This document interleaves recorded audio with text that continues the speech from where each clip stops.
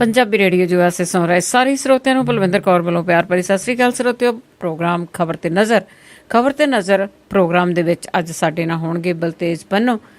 ਦੱਸਣਗੇ ਕਿ ਉੱਥੇ ਜੋ ਵੀ ਖਬਰਾਂ ਪੰਜਾਬ ਦੇ ਵਿੱਚ, ਪੂਰੇ ਭਾਰਤ ਦੇ ਵਿੱਚ, ਰਾਜਨੀਤੀ ਦੇ ਵਿੱਚ ਕੀ ਚੱਲ ਰਿਹਾ, ਉਹਨਾਂ ਨਾਲ ਗੱਲਬਾਤ ਕਰਾਂਗੇ। ਤੁਸੀਂ ਪੰਜਾਬੀ ਰੇਡੀਓ USA ਨੂੰ ਸੁਣ ਸਕਦੇ ਜੀ ਰੇਡੀਓ ਸੈੱਟ 'ਤੇ, ਨੈੱਟ 'ਤੇ, ਫੋਨ 'ਤੇ। ਜਿਹੜੇ ਇੱਥੇ ਰਹਿੰਦੇ ਨੇ ਜੀ ਕੈਲੀਫੋਰਨੀਆ, ਨਵਾਡਾ ਜਾਂ ਵਾਸ਼ਿੰਗਟਨ ਦੇ ਵਿੱਚ ਰੇਡੀਓ ਸੈੱਟ 'ਤੇ ਸੁਣ ਸਕਦੇ ਆ। ਜਿਹੜੇ ਦੂਰ ਦਰੇਡੇ ਤੁਸੀਂ ਰਹਿੰਦੇ ਆ ਉਹ ਨੈੱਟ 'ਤੇ ਵੀ ਸੁਣ ਸਕਦੇ ਆ ਜੀ www.punjabiradiousa.com। ਜੇ ਤੁਸੀਂ ਚੱਲਦੇ ਫਿਰਦੇ ਕੰਮ ਕਾਰ ਕਰਦੇ ਸੁਣਨਾ ਆ ਅਤੇ ਤੁਸੀਂ ਫ਼ੋਨ ਨੰਬਰ ਡਾਇਲ ਕਰਕੇ ਵੀ ਸੁਣ ਸਕਦੇ ਆ। USA ਲਈ 8325515029, 6054756868, ਜਰਮਨੀ ਲਈ 5118090441, UK ਲਈ 3300101100, ਫਰਾਂਸ ਲਈ 3318014255, ਆਸਟ੍ਰੇਲੀਆ ਲਈ 0280805601, ਟੋਰਾਂਟੋ ਲਈ 6479579633, ਬ੍ਰਿਟਿਸ਼ ਕੋਲੰਬੀਆ ਲਈ 6046709696, 778-656-0460, ਕੈਲਗਰੀ ਲਈ 5873150587, ਇਟਲੀ ਲਈ 3968997069, ਪਾਕਿਸਤਾਨ ਲਈ 92021371306112। ਇਹਨਾਂ ਨੰਬਰਾਂ 'ਤੇ ਡਾਇਲ ਕਰਕੇ ਤੁਸੀਂ ਆਪੋ ਆਪਣੇ ਦੇਸ਼ਾਂ ਦੇ ਵਿੱਚੋਂ ਇਸ ਪ੍ਰੋਗਰਾਮ ਨੂੰ ਸੁਣ ਸਕਦੇ ਆ ਜੀ। ਅਤੇ ਨਾਲ ਧੰਨਵਾਦ ਕਰਦੇ ਹਾਂ ਜੀ ਸਾਡੇ ਸਪੋਂਸਰ ਦਾ, ਜਿਨ੍ਹਾਂ ਨੇ ਇਸ ਪ੍ਰੋਗਰਾਮ ਨੂੰ ਸਪੋਂਸਰ ਕਰਕੇ ਤੁਹਾਡੇ ਤੱਕ ਪਹੁੰਚਾਇਆ ਜੀ। ਖਾਲਸਾ ਇੰਸ਼ੋਰੈਂਸ ਏਜੰਸੀ ਵਾਲੇ ਜਿਹੜੇ ਹਰ ਇੱਕ ਤਰ੍ਹਾਂ ਦੀ ਇੰਸ਼ੋਰੈਂਸ ਕਰਦੇ ਨੇ। ਉਹਨਾਂ ਦਾ ਫ਼ੋਨ ਨੰਬਰ 4082722500। ਚਰਨਜੀਤ ਸਿੰਘ ਜੀ, ਗੁਰਦੀਪ ਸਿੰਘ ਬਿਰਦੀ ਅਤੇ ਗੁਰਜੀਤ ਸਿੰਘ ਚਾਂਪੁਰ, ਇਹਨਾਂ ਦਾ ਬਹੁਤ ਬਹੁਤ ਅਸੀਂ ਧੰਨਵਾਦ ਕਰਦੇ ਹਾਂ ਕਿ ਇਸ ਪ੍ਰੋਗਰਾਮ ਨੂੰ ਸਪੋਂਸਰ ਕੀਤਾ। ਹੁਣ ਆਪਾਂ ਜੀ ਗੱਲਬਾਤ ਕਰਾਂਗੇ ਬਲਤੇਜ ਪੰਨੂ ਹੋਰਾਂ ਦੇ ਨਾਲ ਜੋ ਜੁੜ ਚੁੱਕੇ ਨੇ ਸਾਡੇ ਨਾਲ। ਬਲਤੇਜ ਪੰਨੂ ਜੀ, ਸਤਿ ਸ਼੍ਰੀ ਅਕਾਲ, ਸਵਾਗਤ ਹੈ ਜੀ। ਸਤਿ ਸ਼੍ਰੀ ਅਕਾਲ ਜੀ, ਧੰਨਵਾਦ ਜੀ, ਮਿਹਰਬਾਨੀ। ਹਾਂ ਜੀ ਬਲਤੇਜ ਪੰਨੂ ਜੀ, ਆਪਾਂ ਗੱਲ ਸ਼ੁਰੂ ਕਰਦੇ ਹਾਂ ਜੀ ਮੋਦੀ ਤੋਂ ਕਰ ਲੈਂਦੇ ਹਾਂ ਕਿ ਮੋਦੀ ਨੇ ਮੁਲਾਕਾਤ ਕੀਤੀ ਆ ਮੁੱਖ ਮੰਤਰੀਆਂ ਨਾਲ। ਕੀ ਉਹਨਾਂ ਨੂੰ ਦਿੱਤਾ ਲਿਆ ਤਾਂ ਅਜੇ ਕੁਛ ਨਹੀਂ ਗਾ ਜੀ। ਕਹਾਣੀਆਂ ਜਿਹੜੀਆਂ ਉਹ ਸੁਣਾਈਆਂ ਨੇ, ਜਿਵੇਂ ਉਹਦੇ 'ਚ ਮਾਹਰ ਹੁੰਦੇ ਜਾਂਦੇ ਨੇ ਜੀ ਵਰਲਡ ਦੇ ਉੱਤੇ।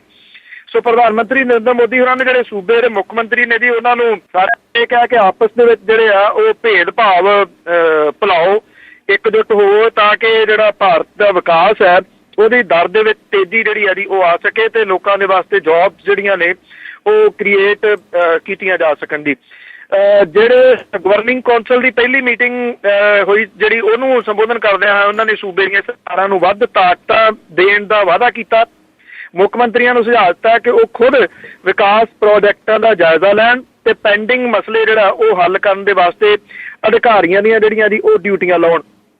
ਬਾਕੀ ਤਾਂ ਜਿਹੜੇ ਮੰਤਰੀ ਨੇ ਉਹ ਠੀਕ ਠਾਕ ਚੱਲਦੇ ਰਹੇ ਜੀ। ਤੇ ਸਰਕਾਰ ਦੀ ਤਰਫੋਂ ਜਿਹੜੀ ਫੋਟੋ ਜਾਰੀ ਕੀਤੀ ਗਈ ਪੰਜਾਬ ਸਰਕਾਰ ਦੀ ਤਰਫੋਂ, ਉਹ ਪ੍ਰਕਾਸ਼ ਸਿੰਘ ਬਾਦਲ ਤੇ ਨਰਿੰਦਰ ਮੋਦੀ ਹੋਰਾਂ ਦੇ ਮਿਲਦਿਆਂ ਦੀ ਜਾਰੀ ਕੀਤੀ ਗਈ ਹੈ, ਜਿਹੜੀ ਦੱਸਣ ਦੀ ਇਹ ਕੋਸ਼ਿਸ਼ ਕੀਤੀ ਗਈ ਹੈ ਕਿ ਐਵੇਂ ਤੁਸੀਂ ਪਹਿਲਾਂ ਰੌਲਾ ਪਾਉਂਦੇ ਰਹੇ ਆਪਸ ਦੇ ਵਿੱਚ, ਫਿਰ ਅਕਾਲੀ ਦਲ ਤੇ BJP ਵਾਲੇ ਜਿਹੜੇ ਨੇ ਉਹ ਘਿਓ ਖਿਚੜੀ ਨੇ ਜੀ। ਸੋ ਇਹਦੀ ਬਹੁਤੀ ਜਿਹੜੀ ਫਿਕਰ ਕਰਨ ਦੀ ਜ਼ਰੂਰਤ ਨਹੀਂ ਹੈ। ਇੱਦਾਂ ਦਾ ਕੁਛ ਜਿਹੜਾ ਜੀ ਉਹ ਦੇਣ ਦੀ ਕੋਸ਼ਿਸ਼ ਕੀਤੀ ਗਈ ਹੈ। ਪ੍ਰਕਾਸ਼ ਸਿੰਘ ਬਾਦਲ ਹੋਰਾਂ ਨੇ ਤੇ ਕਿਹਾ ਜੀ ਕਿ ਖੇਤੀਬਾੜੀ ਜਿਹੜੀ ਹੈ ਜੀ ਉਹਨੂੰ ਤਰਜੀਹ ਦਿੱਤੀ ਜਾਵੇ ਜੀ। ਕਿਹੜੇ ਤਰੀਕੇ ਨਾਲ ਤਰਜੀਹ ਦਿੱਤੀ ਜਾਵੇ ਇਹਦੀ ਕੋਈ ਡਿਟੇਲ ਜਿਹੜੀ ਆ ਉਹ ਨਹੀਂ ਪਤਾ ਲੱਗੀ। ਹਾਂ, ਇੰਨਾ ਜ਼ਰੂਰ ਹੈ ਕਿ ਪੰਜਾਬ ਦੇ ਵਿੱਚ ਜੋ ਖੇਤੀਬਾੜੀ ਦਾ ਹਸ਼ਰ ਹੋ ਗਿਆ, ਸ਼ਾਇਦ ਉਹਦਾ ਜੇ ਮਾਡਲ ਇੱਥੇ ਪੇਸ਼ ਕਰਨ ਦੇ ਤਾਂ ਉਹ ਬੈਟਰ ਹੁੰਦਾ ਜੀ। ਹਾਂਜੀ, ਵੈਸੇ ਹੀ ਉਹਨਾਂ ਨੇ ਖੇਤੀਬਾੜੀ ਨੂੰ ਤਰਜੀਹ ਦੇਣ ਲਈ ਕਿਹਾ, ਕਿੱਥੇ ਦੀ ਨੂੰ ਦਿੱਤਾ ਜਾਵੇ ਉਹ ਤੇ ਗੋਲਮੋਲੀ ਆ। ਅੱਗੇ ਗੱਲਬਾਤ ਕਰਦੇ ਜੀ ਬਿਹਾਰ ਦੀ ਰਾਜਨੀਤੀ ਦੇ ਵਿੱਚ ਉਥਲ ਪੁਥਲ ਹੋ ਰਹੀ ਆ, ਤੇ ਉਸ ਦੇ ਵਿੱਚ ਪਤਾ ਲੱਗਾ ਸੀ ਕਿ ਨਤੀਸ਼ ਕੁਮਾਰ ਆ ਜਿਹੜੇ ਉਹ ਸਰਕਾਰ ਬਣਾਉਣ ਦਾ ਦਾਅਵਾ ਪੇਸ਼ ਕਰ ਰਹੇ ਆ ਜੀ। ਬਿਲਕੁਲ, ਐਕਚੁਅਲੀ ਜੀਤਨ ਰਾਮ ਮਾਂਝੀ ਇਹਨੂੰ ਨਿਤਿਸ਼ ਕੁਮਾਰ ਹੋਰਾਂ ਨੇ ਹੀ ਮੁੱਖ ਮੰਤਰੀ ਬਣਾਇਆ ਸੀਗਾ ਜੀ। ਬਾਗੀ ਹੋ ਗਏ ਉਹ, ਔਰ ਹੁਣ ਜਿਹੜੇ ਪਾਸਵਾਨ ਹੋਰੀ ਨੇ ਉਹ ਉਹਨਾਂ ਦਾ ਰੋਲ ਰਿਹਾ ਜੀ ਇੱਥੇ। ਉਹ ਚੁੱਕ ਕੇ ਨਾਲ ਮਿਲਾ ਲਿਆ ਨਰਿੰਦਰ ਮੋਦੀ ਨੂੰ ਜਾ ਕੇ।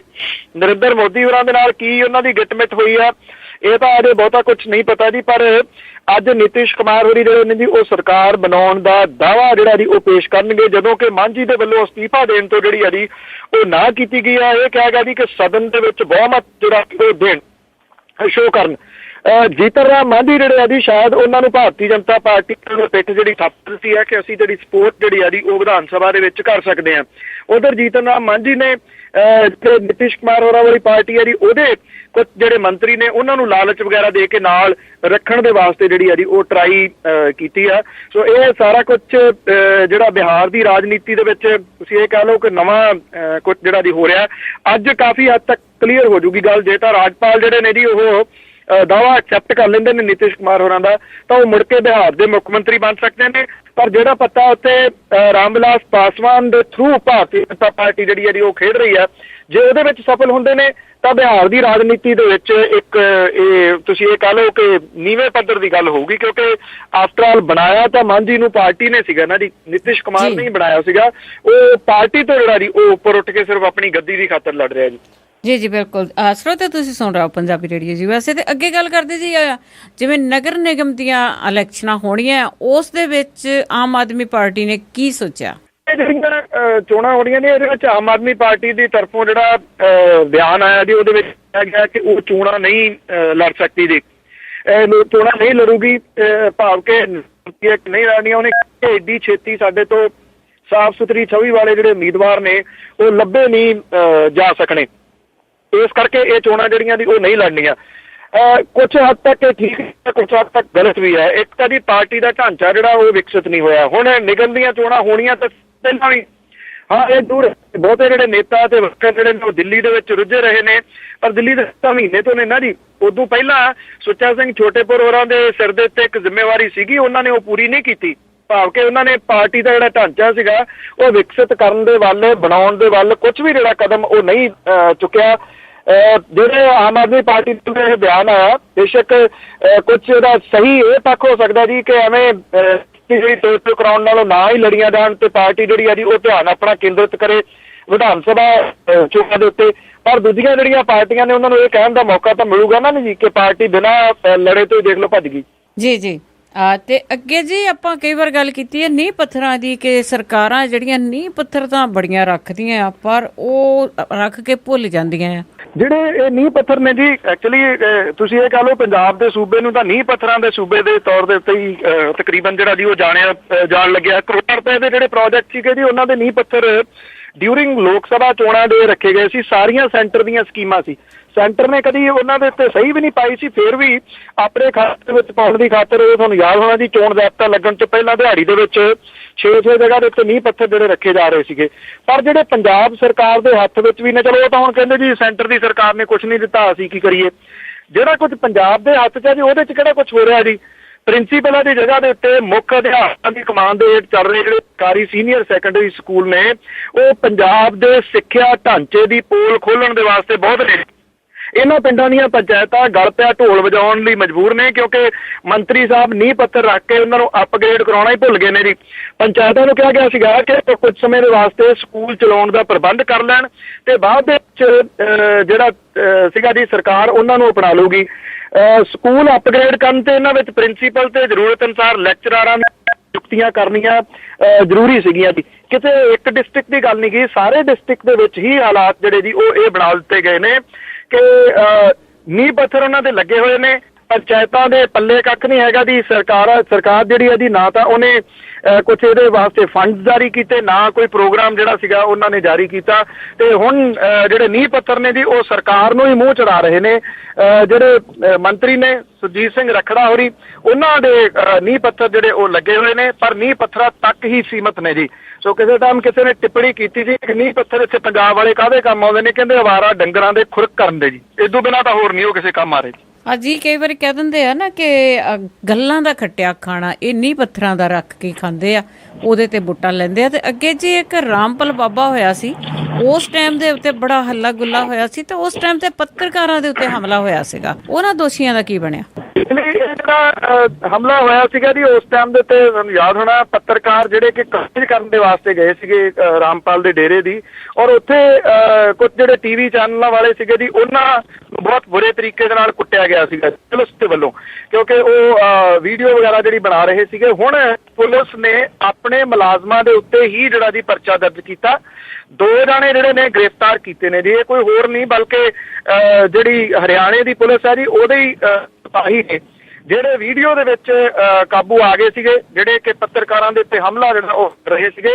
ਇੱਦਾਂ ਦੇ ਵੈਸੇ ਘੱਟ ਸੁਣਨ ਨੂੰ ਮਿਲਦਾ ਹੈ ਕਿ ਕਿਤੇ ਪੁਲਿਸ ਜਿਹੜੀ ਹੈ ਜੀ ਉਹ ਆਪਣੇ ਬੰਦਿਆਂ ਨੂੰ ਜਿਹੜਾ ਉਹ ਅਰੈਸਟ ਕਰ ਰਹੀ ਹੋਵੇ ਤੇ ਉਹਨਾਂ ਨੂੰ ਜਿਹੜਾ ਜੀ ਦੋਸ਼ੀ ਤਾਂ ਚਲੋ ਅਜੇ ਨਹੀਂ ਹੋ ਸਕਦਾ, ਕਥਿਤ ਰੂਪ ਦੇ ਵਿੱਚ ਦੋਸ਼ੀ ਸਹੀ, ਪੱਤਰਕਾਰਾਂ ਨੂੰ ਸ਼ਾਂਤ ਕਰਨ ਦੇ ਵਾਸਤੇ ਤੁਸੀਂ ਇਹ ਕਹਿ ਲਓ ਕਿ ਪਰਚਾ ਜਿਹੜਾ ਦਰਜ ਕੀਤਾ ਗਿਆ। ਔਰ ਇਸ ਮਾਮਲੇ ਦੇ ਵਿੱਚ ਜਿਹੜਾ ਪੱਤਰਕਾਰ ਭਾਈਚਾਰਾ ਹੈ ਉਹਨੇ ਅਦਾਲਤ ਤੱਕ ਵੀ ਪਹੁੰਚ ਜਿਹੜੀ ਹੈ ਜੀ ਉਹ ਕੀਤੀ ਹੋਈ ਆ ਕਿ ਪੁਲਿਸ ਨੇ ਕਿਵੇਂ ਉੱਥੇ ਜਿਹੜਾ ਸੀਗਾ ਉਹ ਕੁਟਾਪਾ ਕੀਤਾ ਸੀਗਾ ਰਾਮਪਾਲ ਦੇ ਡੇਰੇ ਦੇ ਬਾਹਰ। ਔਰ ਰਾਮਪਾਲ ਦੇ ਡੇਰੇ ਵਾਲਾ ਮਾਮਲਾ ਕਿਸੇ ਨੂੰ ਭੁੱਲਿਆ ਨਹੀਂ ਹੋਣਾ ਕਿ ਕਿਹੜੇ ਤਰੀਕੇ ਦੇ ਨਾਲ ਪੁਲਿਸ ਨੇ ਪਹਿਲਾਂ ਉਹਨੂੰ ਉਭਾਰਿਆ, ਉਹਨੂੰ ਕਾਬੂ ਨਹੀਂ ਕੀਤਾ, ਮੁੜ ਕੇ ਜਿਹੜਾ ਸੀਗਾ ਜੀ ਅੰਦਰੋਂ ਜਦੋਂ ਹਥਿਆਰ ਵਗੈਰਾ ਆ ਗਏ ਤੇ ਫਿਰ ਕਈ ਘੰਟੇ ਕਾਬੂ ਕਰਕੇ ਉਹਨੂੰ ਫੜਿਆ ਗਿਆ ਸੀਗਾ ਤੇ ਇਸ ਵੇਲੇ ਜੇਲ੍ਹ ਦੇ ਅੰਦਰ ਹੈ ਜੀ ਰਾਮਪਾਲ ਜੀ।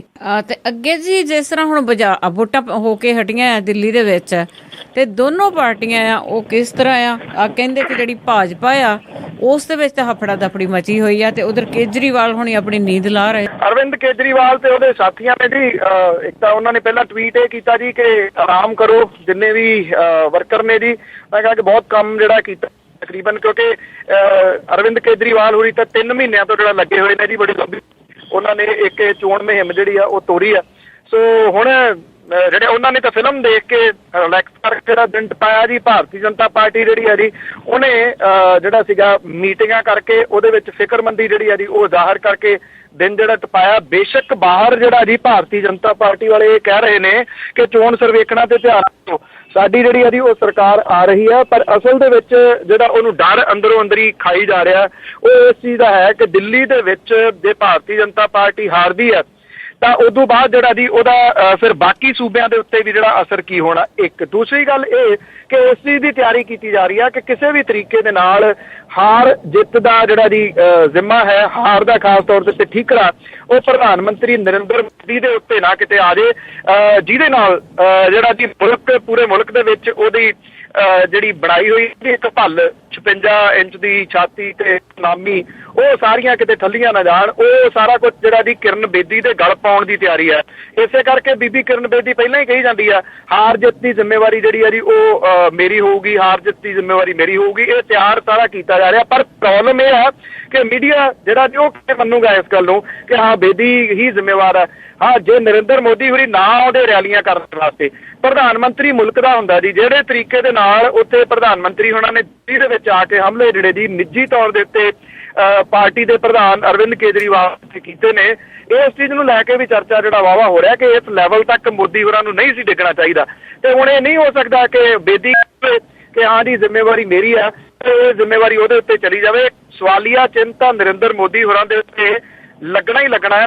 ਜਿਵੇਂ ਕਿਸੇ ਟਾਈਮ ਲਾਲ ਕ੍ਰਿਸ਼ਨ ਅਡਵਾਨੀ ਦਾ ਰੱਥ ਜਿਹੜਾ ਸੀਗਾ ਉਹ ਠੱਲ ਲਿਆ ਸੀਗਾ ਜੀ ਲਾਲੂ ਪ੍ਰਸਾਦ ਯਾਦਵ ਨੇ, ਤੇ ਉਦੋਂ ਬਾਅਦ ਫਿਰ ਉਹਦੀ ਫੂਕ ਹੀ ਨਿਕਲ ਗਈ ਸੀ। ਤੇ ਇਦਾਂ ਦਾ ਕੁਝ ਹਾਲਾਤ ਜਿਹੜੇ ਨੇ ਹੋ ਸਕਦਾ ਕਿ ਇੱਧਰ ਵੀ ਜਿਹੜਾ ਦੀ ਬਣ ਜਾਣ, ਇੱਧਰ ਮੋਦੀ ਹੋਰਾਂ ਵਾਲੀ ਜਿਹੜੀ ਹਵਾ ਇਹਨਾਂ ਦੀ ਉਹ ਖਤਮ ਹੋ ਜਾਏ। ਔਰ ਇਹਦਾ ਅਸਰ ਜਿਹੜਾ ਜੀ ਚਲੋ ਖਤਮ ਨਾ ਵੀ ਹੋਵੇ ਤੇ ਕੁਝ ਅਸਰ ਜ਼ਰੂਰ ਪਊਗਾ, ਖਾਸ ਤੌਰ ਦੇ ਉੱਤੇ ਬਿਹਾਰ ਤੇ ਉੱਤਰ ਪ੍ਰਦੇਸ਼ ਦੀਆਂ ਹੋਣ ਵਾਲੀਆਂ ਸੰਭਾਵੀ ਚੋਣਾਂ ਦੇ ਰੂਪ ਦੇ ਵਿੱਚ ਜੀ।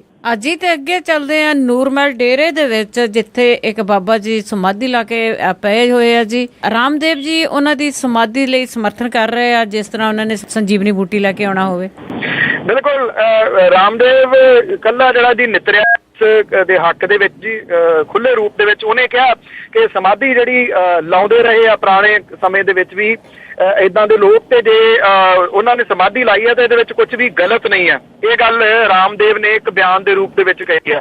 ਤੇ ਜਦੋਂ ਬਿਆਨ ਡੇਰੇ ਵਾਲਿਆਂ ਨੂੰ ਮਿਲਿਆ ਜੀ, ਉਹਨਾਂ ਨੇ ਲਾ ਕੇ ਸਕਰੀਨਾਂ ਜਿਹੜਾ ਭੰਡਾਰਾ ਕੀਤਾ ਜੀ ਉਹਦੇ ਵਿੱਚ, ਤੇ ਇਹ ਜਿਹੜਾ ਜੀ ਉੱਥੇ ਦੱਸਿਆ ਗਿਆ ਜੀ ਲੋਕਾਂ ਨੂੰ ਕਿ ਆਹ ਦੇਖੋ ਜੀ ਰਾਮਦੇਵ ਸਾਡੇ ਹੱਕ ਦੇ ਵਿੱਚ ਜਿਹੜਾ ਜੀ ਉਹ ਬੋਲ ਰਿਹਾ। ਇਹ ਪਹਿਲੀ ਵਾਰੀ ਸੀਗਾ ਪਿਛਲੇ ਤਕਰੀਬਨ ਇੱਕ ਦਹਾਕੇ ਦੇ ਦੌਰਾਨ ਕਿ ਜਿਹੜੇ ਉੱਥੇ ਲੋਕ ਸੀਗੇ ਪਹੁੰਚਣ ਵਾਲੇ, ਇਹਦੇ ਜਿਹੜੇ ਚੇਲੇ ਨੇ ਉਹਨਾਂ ਦੀ ਗਿਣਤੀ ਲਗਾਤਾਰ ਜਿਹੜੀ ਆ ਜੀ ਉਹ ਘਟੀ ਆ। ਡੇਰਾ ਝੂਠਾ ਦਾਵਾ ਇਹ ਜ਼ਰੂਰ ਕਰ ਰਿਹਾ ਕਿ 7,000 ਉੱਤੇ ਬੰਦਾ ਸੀਗਾ। ਦੱਸਿਆ ਜਾ ਰਿਹਾ ਜੀ ਕਿ ਇਸ ਵਾਰੀ ਸਿਰਫ ਜਿਹੜਾ ਸੀਗਾ ਉਹ 10-12 ਹਜ਼ਾਰ ਤੋਂ ਵੱਧ ਬੰਦਾ ਉੱਥੇ ਨੂਰਮਹਿਲ ਦੇ ਡੇਰੇ ਦੇ ਵਿੱਚ ਨਹੀਂ ਆਇਆ, ਪਰ ਤੇ ਤੇਜ਼ੀ ਦੇ ਨਾਲ ਉਹਦੇ ਚੇਲੇ ਜਿਹੜੇ ਨੇ ਉਹ ਖੁਰ ਰਹੇ ਨੇ। ਝੂਠ ਜਿਹੜਾ ਡੇਰੇ ਦੇ ਵੱਲੋਂ ਮਾਰਿਆ ਜਾ ਰਿਹਾ ਉਹ ਝੂਠ ਹੌਲੀ ਹੌਲੀ ਜਿਹੜਾ ਜਿਵੇਂ ਲੋਕਾਂ ਦੇ ਸਾਹਮਣੇ ਆ ਰਿਹਾ ਤੇ ਉਹ ਤੋਂ ਲੋਕ ਜਿਹੜੇ ਉੱਥੋਂ ਹਟ ਰਹੇ ਨੇ, ਸ਼ਾਇਦ ਇਸ ਕਰਕੇ ਵੀ ਹਟ ਰਹੇ ਨੇ ਕਿ ਕੋਈ ਐਕਸ਼ਨ ਜਿਹੜਾ ਉਹ ਨਾ ਹੋ ਜਾਵੇ। ਅੱਜ ਦਾ ਦਿਨ ਜਿਹੜਾ ਬੜਾ ਅਹਿਮ ਰਹੂਗਾ, ਕਿਉਂਕਿ ਪੰਜਾਬ ਹਰਿਆਣਾ ਹਾਈ ਕੋਰਟ ਦੇ ਵਿੱਚੋਂ ਫੈਸਲਾ ਜਿਹੜਾ ਜੀ ਇਹਦੇ ਸੰਸਕਾਰ ਕਰਨ ਜਾਂ ਨਾ ਕਰਨ ਵਾਲੇ ਮਾਮਲੇ ਦੇ ਬਾਰੇ ਦੇ ਵਿੱਚ ਫਿਰ ਆ ਸਕਦਾ ਜੀ। ਅੱਜ ਤਰੀਕ ਹੈ ਜੀ। ਸੋ ਦੇਖਦੇ ਆ ਕੀ ਬਣਦਾ ਜੀ। ਪਰ ਇਹ ਹੈ ਕਿ ਰਾਮਦੇਵ ਜਿਹੜੇ ਇਸ ਡੇਰੇ ਦੇ ਹੱਕ ਦੇ ਵਿੱਚ ਆ, ਤੁਹਾਡੀ ਗੱਲ ਠੀਕ ਹੈ ਜੀ, ਉਹਨਾਂ ਨੂੰ ਲੱਗਦਾ ਕਿ ਇਹ ਸੰਜੀਵਨੀ ਜਿਹੜੀ ਉਹ ਰਾਮਦੇਵ ਦਿਖਾ ਰਿਹਾ। ਪਰ ਰਾਮਦੇਵ ਦੇ ਬਾਰੇ ਇੱਕ ਗੱਲ ਵਾਵਾ ਇੱਥੇ ਚੱਲਦੀ ਹੈ ਜੀ। ਉਹ ਕਹਿੰਦੇ ਕਿ ਉਹ ਗੱਲ ਤਾਂ ਕਹਿਣ ਦਾ ਨਾਲ ਦੇ ਨਾਲ ਫਿਰ ਅੱਖ ਵੀ ਮਾਰਦਾ, ਇਹਦਾ ਮਤਲਬ ਇਹ ਹੁੰਦਾ ਮੈਂ ਜੋ ਕਹਿ ਰਿਹਾ ਸਹੀ ਨਹੀਂ ਹੈ। ਜੀ ਜੀ ਜੀ। ਅੱਗੇ ਜੀ ਇੱਕ ਜੋਗਿੰਦਰਪਾਲ ਜੈਨ ਸੀਗਾ ਜਿਹੜਾ ਕਾਂਗਰਸ ਦੇ ਵਿੱਚੋਂ ਅਕਾਲੀਆਂ ਚ ਆਇਆ ਸੀ। ਹੁਣ ਪਤਾ ਲੱਗਾ ਹੈ ਕਿ ਜੋਗਿੰਦਰਪਾਲ ਜੈਨ ਤੇ ਤੋਤਾ ਸਿੰਘ ਦੇ ਵਿੱਚ ਬੜੀ ਤੂੰ ਮੈਂ ਹੋ ਰਹੀ ਹੈ। ਐਕਚੁਅਲੀ ਨਿਗਮ ਦੀਆਂ ਚੋਣਾਂ ਨੂੰ ਲੈ ਕੇ ਮੋਗੇ ਦੇ ਵਿੱਚ ਜਿਹੜੀ ਮੀਟਿੰਗ ਹੋ ਰਹੀ ਸੀਗੀ, ਕਿਉਂਕਿ ਤੋਤਾ ਸਿੰਘ ਹੋਰਾਂ ਨੂੰ ਇਸ ਗੱਲ ਦਾ ਹੈ ਨਾ ਜੀ ਗਿਲਾ ਕਿ ਜੋਗਿੰਦਰਪਾਲ ਜੈਨ ਹੋਰਾਂ ਨੂੰ ਉਹਨਾਂ ਦੀ ਸੀਟ ਦੇ ਉੱਤੇ ਲਿਆ ਕੇ ਬਿਠਾਇਆ ਗਿਆ। ਤੋਤਾ ਸਿੰਘ ਹੋਰਾਂ ਨੂੰ ਪਿਛਲੀ ਜਿਹੜੀ ਚੋਣ ਸੀਗੀ ਫਿਰ ਧਰਮਕੋਟ ਤੋਂ ਜਾ ਕੇ ਲੜੀ ਸੀਗੀ, ਫਿਰ ਵੀ ਉਹ ਦਾਅਵਾ ਜਿਹੜਾ ਜੀ ਮੋਗੇ ਵਾਲੀ ਸੀਟ ਦਾ ਛੱਡਦੇ ਨਹੀਂ ਤੇ ਇੱਕ ਦੂਜੇ ਨੂੰ ਠਿੱਬੀਆਂ ਲਾਉਣ ਦੇ ਵਾਸਤੇ ਦੋਨੋਂ ਜਿਹੜੇ ਨੇ ਉਹ ਨਿਰੰਤਰ ਕੰਮ ਕਰਦੇ ਰਹਿੰਦੇ ਨੇ। ਹੁਣ ਨਿਗਮ ਦੀਆਂ ਚੋਣਾਂ ਦੇ ਵਿੱਚ ਜਦੋਂ ਜਿਹੜੇ ਉਮੀਦਵਾਰ ਖੜੇ ਕਰਨ ਦੀ ਗੱਲ ਆਈ ਤਾਂ ਜੋਗਿੰਦਰਪਾਲ ਜੈਨ ਤੇ ਤੋਤਾ ਸਿੰਘ ਹੋਰੀ ਜਿਹੜੇ ਆਮੋ ਸਾਹਮਣੇ ਹੋ ਗਏ। ਬੇਸ਼ੱਕ ਬਹੁਤਾ ਜਿਹੜਾ ਜੀ ਮਾਮਲਾ ਜਿਹੜਾ ਬਾਹਰ ਤਾਂ ਨਹੀਂ ਆਇਆ, ਪਰ ਜਿਹੜੇ ਅੰਦਰ ਸੀ ਉਹਨਾਂ ਨੇ ਇਹ ਕਿਹਾ ਕਿ ਮਾਮਲਾ ਇੱਥੋਂ ਤੱਕ ਚਲੇ ਗਿਆ ਕਿ ਰੋਜ਼ ਵੀ ਇੱਕ ਦੂਜੇ ਨੂੰ ਇਹਨਾਂ ਨੇ ਦੋਨਾਂ ਨੇ ਕੀਤਾ ਦੱਸਿਆ ਜਾਂਦਾ। ਉਮੀਦਵਾਰ ਤਾਂ ਖੜੇ ਕਰ ਲਏ, ਹੁਣ ਜਿਹੜੇ ਉਮੀਦਵਾਰਾਂ ਨੂੰ ਠਿੱਬੀ ਲਾਉਣ ਦੇ ਵਾਸਤੇ ਵੀ ਦੋਵੇਂ ਧਿਰਾਂ ਜਿਹੜੀਆਂ ਨੇ ਜੀ ਉਹ ਰੱਜ ਕੇ ਕੰਮ ਜਿਹੜਾ ਜੀ ਉਹ ਕਰਨਗੀਆਂ। ਐਕਚੁਅਲੀ ਜਿਹੜੀ ਇੱਕ ਸਟ੍ਰੈਟਜੀ ਬਣਾਈ ਗਈ ਹੈ ਨਾ ਜੀ ਅਕਾਲੀ ਦਲ ਦੇ ਪ੍ਰਧਾਨ ਦੇ ਵੱਲੋਂ ਕਿ ਇੱਕ ਜਗ੍ਹਾ ਦੇ ਉੱਤੇ 3-3 4-4 ਬੰਦੇ ਜਿਹੜੇ ਨੇ ਸਰਗਰਮ ਕਰ ਦਿਓ, ਉਹ ਟੁੱਟੀ ਪਊਗੀ ਜੀ ਕਿਸੇ ਨਾ ਕਿਸੇ ਟਾਈਮ, ਕਿਉਂਕਿ ਇਹ ਹੋ ਸਕਦਾ ਕਿਸੇ ਸੂਬੇ ਦੇ ਵਿੱਚ ਇਹ ਸਟ੍ਰੈਟਜੀ ਜਿਹੜੀ ਹੈ ਚੱਲਦੀ ਹੋਵੇ। ਪੰਜਾਬ ਜਿੱਥੇ ਜੱਟਵਾਦ ਭਾਰੂ ਹਨ ਉੱਥੇ ਇਹ ਨਹੀਂ ਚੱਲਣੀ ਜੀ। ਇੱਥੇ ਤਾਂ ਤੁਹਾਨੂੰ ਪਤਾ ਜੀ ਫਿਰ ਥਾਪੀ ਮਾਰ ਕੇ ਕਿਹੜੇ ਤਰੀਕੇ ਨਾਲ ਜਦੋਂ ਵਿਰੋਧ ਕਰਨਾ ਹੁੰਦਾ ਖੜੇ ਹੋ ਜਾਂਦੇ ਨੇ। ਸ਼ਾਇਦ ਮੋਗੇ ਦੀ ਨਗਰ ਨਿਗਮ ਦੀ ਚੋਣ ਦੇ ਦੌਰਾਨ ਇਹ ਸਾਰਾ ਦ੍ਰਿਸ਼ ਜਿਹੜਾ ਜੀ ਆਉਣ ਵਾਲੇ ਦਿਨਾਂ ਦੇ ਵਿੱਚ ਵੇਖਣ ਨੂੰ ਮਿਲੂਗਾ ਜੀ। ਜੀ ਤੇ ਅੱਗੇ ਜੀ ਮੇਰਾ ਆਖਰੀ ਸਵਾਲ ਆ ਕਿ ਜਿਵੇਂ ਨਗਰ ਨਿਗਮ ਦੀਆਂ ਚੋਣਾਂ ਦੀ ਆਪਾਂ ਵਾਰ-ਵਾਰ ਗੱਲ ਕਰ ਰਹੇ ਹਾਂ, ਉਸ ਦੇ ਵਿੱਚ ਵੀ ਸਰਕਾਰ ਦੀ ਕਹਿੰਦੇ ਬੇਈਮਾਨੀ ਸਾਹਮਣੇ ਆਈ ਹੈ। ਐਕਚੁਅਲੀ ਜੀ ਨਿਗਮ ਦੀਆਂ ਚੋਣਾਂ ਜਿਹੜੀਆਂ ਨੇ ਅਕਸਰ ਹੁਣ ਤੱਕ ਇਹ ਹੁੰਦਾ ਆ ਜੀ ਕਿ ਮਹੀਨਾ ਘੱਟੋ ਘੱਟ ਮਹੀਨਾ ਪਹਿਲਾਂ ਜਿਹੜਾ ਇਹਨਾਂ ਦਾ ਐਲਾਨ ਹੁੰਦਾ ਡੇਟ ਉਹ ਦੇਣ ਦੇ ਵਾਸਤੇ। ਇਹ ਕਿਹਾ ਜਾ ਰਿਹਾ ਕਿ ਜਿਹੜੇ ਪੰਜਾਬ ਦੇ ਚੋਣ ਕਮਿਸ਼ਨਰ ਨੇ ਉਹਨੇ ਇਹ ਐਲਾਨ ਜਦੋਂ ਕਰਨਾ ਸੀਗਾ ਤਾਂ ਇਹ ਲਾਸਟ ਮਿੰਟ ਦੇ ਉੱਤੇ ਐਲਾਨ ਰੋਕਿਆ ਗਿਆ। ਪ੍ਰੈਸ ਕਾਨਫਰੰਸ ਸੱਦ ਲਈ, ਪ੍ਰੈਸ ਕਾਨਫਰੰਸ ਦੇ ਵਿੱਚ ਜਿਹੜੇ ਪੰਜਾਬ ਦੇ ਚੋਣ ਕਮਿਸ਼ਨ ਨੇ ਉਹ ਆ ਵੀ ਗਏ ਸਨ ਜੀ। ਫਿਰ ਉਹਨਾਂ ਨੂੰ ਵੱਡੇ ਬੰਦੇ ਦਾ ਫੋਨ ਆਇਆ ਜੀ ਔਰ ਇਹ ਪ੍ਰੈਸ ਕਾਨਫਰੰਸ ਜਿਹੜੀ ਸੀ ਰੱਦ ਕਰ ਦਿੱਤੀ ਗਈ ਠੀਕ ਮਹੀਨਾ ਪਹਿਲਾਂ। ਵੱਡੇ ਬੰਦੇ ਦਾ ਫੋਨ ਜਿਹੜਾ ਸੀਗਾ ਉਹ ਅਕਾਲੀ ਦਲ ਦੇ ਪ੍ਰਧਾਨ ਦਾ ਹੀ ਸੀਗਾ ਤੇ ਉਦੋਂ ਬਾਅਦ ਇਹ ਹੋਇਆ ਜੀ ਕਿ ਜਿਹੜਾ ਚੋਣ ਕਮਿਸ਼ਨ ਹੈ ਉਹਦੇ ਵੱਲੋਂ ਕੋਈ ਪ੍ਰੈਸ ਕਾਨਫਰੰਸ ਲਾ ਕੇ ਨਿਗਮ ਚੋਣਾਂ ਦੀ ਡਿਟੇਲ ਜਿਹੜੀ ਸੀ ਉਹ ਨਹੀਂ ਦੱਸੀ ਗਈ। ਇੱਕਦਮ ਜਿਹੜੀਆਂ ਵੀ ਉਹ ਕੱਚ ਵਿੱਚੋਂ ਕੱਢ ਕੇ ਚੋਣਾਂ ਜਿਹੜੀਆਂ ਸਾਹਮਣੇ ਰੱਖ ਦਿੱਤੀਆਂ ਗਈਆਂ ਜਿਹੜੀਆਂ ਦੀ ਕਿ ਇੰਨੀ ਤਰੀਕ ਨੂੰ ਚੋਣਾਂ ਹੋਈਆਂ ਨੇ ਔਰ ਇਹਦੇ ਵਾਸਤੇ ਸਮਾਂ ਜਿਹੜਾ ਜੀ ਉਹ ਤਕਰੀਬਨ 10 ਦਿਨ ਦਾ ਵੀ ਨਹੀਂ ਦਿੱਤਾ ਗਿਆ ਜੀ। 10-12 ਦਿਨ ਦਾ ਸਾਰਾ ਟਾਈਮ ਜਿਹੜਾ ਮਿਲਿਆ ਜੀ ਇਸ ਕਰਕੇ ਤਾਂ ਕਿ ਜਿਹੜੀਆਂ ਵਿਰੋਧੀ ਧਿਰਾਂ ਨੇ ਉਹ ਉਮੀਦਵਾਰ ਨਾ ਕਰ ਸਕਣ ਤੇ ਨਾ ਬਹੁਤਾ ਕੁਝ ਜਿਹੜਾ ਜੀ ਪ੍ਰਚਾਰ ਕਰ ਸਕਣ ਔਰ ਆਪਣੇ ਵੱਲੋਂ ਜਿਹੜਾ ਸੀਗਾ ਉਹ ਅਕਾਲੀ ਦਲ ਦੇ ਤਰਫੋਂ ਉਹ ਤਿਆਰੀ ਜਿਹੜੀ ਕਰ ਲਈ ਗਈ। ਦੂਜਾ ਇਹਦਾ ਰੀਜ਼ਨ ਇਹ ਦੱਸਿਆ ਗਿਆ ਜੀ ਕਿ ਬੀਜੇਪੀ ਵਾਲੇ ਜਿਹੜੇ ਨੇ ਜਿਹੜੇ ਦਿੱਲੀ ਦੀਆਂ ਚੋਣਾਂ ਦੇ ਵਿੱਚ ਰੁੱਝੇ ਹੋਏ ਨੇ ਉਧਰ ਲੱਗੇ ਰਹਿਣ ਤੇ ਇੱਧਰ ਉਹਨਾਂ ਨੂੰ ਜਿਹੜਾ ਦੀ ਵਿਰੋਧ ਕਰਨ ਦਾ ਮੌਕਾ ਨਾ ਮਿਲੇ। ਜਿਵੇਂ ਅਕਾਲੀ ਦਲ ਇਹ ਵੀ ਕਹੂਗਾ ਕਿ ਐਵੇਂ ਰੌਲਾ ਪਾਉਂਦੇ ਸੀ ਕਿ ਨਿਗਮ ਦੀਆਂ ਚੋਣਾਂ ਦੇ ਦੌਰਾਨ ਅਕਾਲੀ ਬੀਜੇਪੀ ਵਾਲਿਆਂ ਨੇ ਲੜ ਪੈਣਾ, ਉਹ ਲੜੇ ਨਹੀਂ, ਉਹ ਇਕੱਠੇ ਹੀ ਨੇ। ਸੋ ਇਸ ਕਰਕੇ ਇਹ ਇੱਕ ਬੇਈਮਾਨੀ ਜਿਹੜੀ ਹੈ ਜੀ ਉਹ ਸਰਕਾਰ ਦੀ ਸਾਹਮਣੇ ਆਈ ਹੈ ਕਿ ਚੋਣਾਂ ਦੇ ਵਾਸਤੇ ਟਾਈਮ ਹੀ ਜਿਹੜਾ ਨਾ ਦਿਓ। ਉਂਝ ਵੈਸੇ ਹੋਣਾ ਤਾਂ ਇਹ ਹੈ ਜੀ ਇਹ ਚੀਜ਼ ਉੱਭਰਨੀ ਚਾਹੀਦੀ ਹੈ ਕਿ ਜਿਹਦੀ ਸਰਕਾਰ ਸੂਬੇ ਦੇ ਵਿੱਚ ਹੈ ਉਹਨੂੰ ਨਿਗਮ ਪੰਚਾਇਤਾਂ ਨਗਰ ਪਾਲਿਕਾਵਾਂ ਇਹਨਾਂ ਦੇ ਉੱਤੇ ਨਾ ਜੀ ਉਹਨਾਂ ਨੂੰ ਮਿਲ ਜਾਣੀ ਚਾਹੀਦੀ ਹੈ ਇਜਾਜ਼ਤ ਕਿ ਉਹ ਆਪੋ ਆਪਣੇ ਬੰਦੇ ਜਿਹੜੇ ਨੇ ਅਪਾਇੰਟ ਕਰ ਲੈਣ। ਇਹ ਸਿਵਾਏ ਪੈਸੇ ਦੀ ਬਰਬਾਦੀ ਤੇ ਲੜਾਈਆਂ ਤੋਂ ਬਿਨਾਂ ਹੋਰ ਕੁਝ ਨਹੀਂ ਪ੍ਰਮੋਟ ਕਰਦੇ। ਜਿੱਤਣਾ ਤਾਂ ਇਹਦੇ ਵਿੱਚ ਹੁੰਦਾ ਜੀ ਸੱਤਾਧਾਰੀ ਧਿਰ ਨਹੀਂ, ਦੂਜਿਆਂ ਨੂੰ ਕੁਝ ਕਰਨ ਤਾਂ ਦਿੰਦੇ ਨਹੀਂ। ਇਸ ਕਰਕੇ ਇਹ ਨਾ ਮਾਤਰ ਹੀ ਨੇ ਜੀ ਚੋਣਾਂ ਕਾਗਜ਼ੀ ਕਾਰਵਾਈ। ਬਿਲਕੁਲ ਸਹੀ ਗੱਲ ਹੈ ਜੀ। ਬਹੁਤ ਬਹੁਤ ਧੰਨਵਾਦ ਬਲਤੇਜ ਪੰਨੂ ਜੀ। ਥੈਂਕ ਯੂ ਵੈਰੀ ਮਚ ਜੀ। ਔਰ ਹੋਪਫੁਲੀ ਕੱਲ ਜਦੋਂ ਆਪਾਂ ਗੱਲਬਾਤ ਕਰਾਂਗੇ ਉਸ ਟਾਈਮ ਦੇ ਨਤੀਜੇ ਜਿਹੜੇ ਜੀ ਉਹ ਆ ਰਹੇ ਹੋਣਗੇ ਤੇ ਇਹਦੇ ਨਾਲ ਦੀ ਨਾਲ ਪੰਜਾਬੀ ਰੇਡੀਓ USA ਦੇ ਉੱਤੇ ਆਪਾਂ ਨਾਲ ਦੀ ਨਾਲ ਇਨਫੋਰਮੇਸ਼ਨ ਜਿਹੜੀ ਕੱਲ ਦੇ ਦੇਵਾਂਗੇ ਜੀ। ਜ਼ਰੂਰ ਜੀ, ਧੰਨਵਾਦ, ਬਹੁਤ ਮਿਹਰਬਾਨੀ। ਥੈਂਕ ਯੂ ਜੀ, ਸਤਿ ਸ਼੍ਰੀ ਅਕਾਲ ਜੀ। ਸਰੋਤਿਓ, ਜਿਸ ਤਰ੍ਹਾਂ ਬਲਤੇਜ ਪੰਨੂ ਹੋਣੀ ਦੱਸਿਆ ਆ ਕਿ ਤੁਹਾਨੂੰ ਲਾਈਵ ਕਵਰੇਜ ਦਿੱਤੀ ਜਾਊਗੀ। ਸੋਮਵਾਰ ਰਾਤ ਨੂੰ ਇੱਥੋਂ ਲਾਈਵ ਕਵਰੇਜ ਦਿੱਤੀ ਜਾਊਗੀ ਜਿਸ ਦੇ ਵਿੱਚ ਦੱਸਿਆ ਜਾਣਗੀਆਂ ਦਿੱਲੀ ਦੇ ਵਿੱਚ ਜਿਹੜੀਆਂ ਇਲੈਕਸ਼ਨਾਂ ਹੋ ਰਹੀਆਂ ਆ ਉਹਦੇ ਬਾਰੇ ਤੁਹਾਨੂੰ ਨਾਲ ਦੱਸ ਦਿੱਤਾ ਜਾਊਗਾ। ਕੁਝ ਹੀ ਘੰਟਿਆਂ ਦੇ ਵਿੱਚ ਕਹਿੰਦੇ ਆ ਕਿ ਉਹ ਕੰਮ ਨਿਬੜ ਜਾਣਾ ਆ। ਹੁਣ ਬਲਵਿੰਦਰ ਕੌਰ ਵੱਲੋਂ ਸਾਰੇ ਹੀ ਸਰੋਤਿਆਂ ਨੂੰ ਪਿਆਰ ਭਰੀ ਸਤਿ ਸ੍ਰੀ ਅਕਾਲ।